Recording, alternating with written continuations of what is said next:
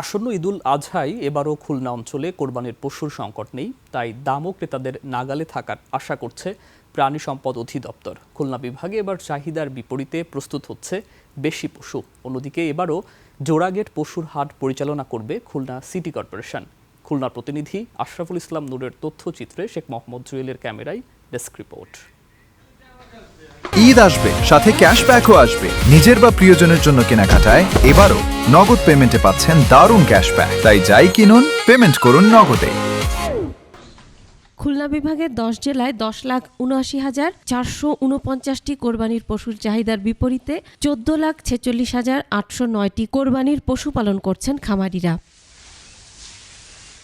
এবছরের কোরবানির পশুগুলোর মধ্যে রয়েছে ষাঁড় 1,30,427টি, বলদ 32,027টি, গরু 82,302টি, মহিষ 4,089টি, ছাগল 8,51,370, ভেড়া 51,173টি এবং অন্যান্য 216টি। সাইওয়াল জাত আছে, ফ্রিজিয়ান জাত আছে এবং দেশি ভালো মানের গরু আছে, যে গরুগুলো একেবারে ন্যাচারাল প্রাকৃতিক খাবার খাওয়াই আমরা মোটা তাজা করি। 3 মাসের জন্য করি। এতে আমরা একটা গরুর দেখা যায় বডি ওয়েট করে, আপনার দেখা যায় একটা গরুর যদি বডি ওয়েট 400 কেজি থাকে, তাহলে আমরা প্রতিদিন ওর দানাদার দিয়ে আপনার 7 থেকে 8 কেজি। ঈদুল আজহার আগেই বিভাগের 10 জেলা এবং খুলনা শহরের অস্থায়ী পশুর হাটে বিপুল পরিমাণে কোরবানির পশু আনা হবে বলে জানায় সংশ্লিষ্টরা। গেছে বছরও গরু নিয়েছি, এবারও আসলাম, দেখে একটু কমে নেওয়া যায় কিনা। কথা বলতেছি, দেখতেছি।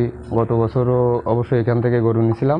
প্রাণী সম্পদ অধিদপ্তর বলছে এখন স্থানীয় পশু দিয়েই শতভাগ চাহিদা মিটবে। খুলনা বিভাগে মোট 3,67,360টি উদ্বৃত্ত পশু থাকবে, যা চাহিদার চেয়ে 74.61% বেশি। স্টেরয়েড হরমোন এবং অন্য কোনো আনইথিক্যাল জিনিস ব্যবহার না হয়।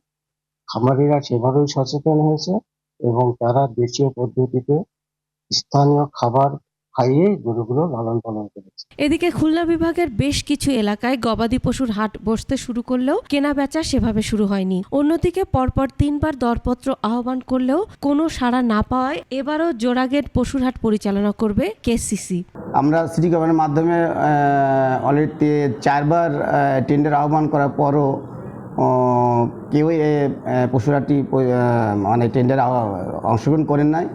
বিদায় খুলনা সিটি কর্পোরেশন হাটটি পরিচালনা করার সিদ্ধান্ত গ্রহণ করেছেন। জাল টাকা প্রতিরোধে খুলনা অঞ্চলের পশুর হাটগুলোতে থাকবে ব্যাংকের বুথ। পশু ও মানুষের চিকিৎসার জন্য রাখা হবে মেডিকেল টিম। হাটে এসে কেউ যেন প্রতারণার শিকার না হন, সেজন্য আইনশৃঙ্খলা বাহিনীর টহল জোরদার থাকবে।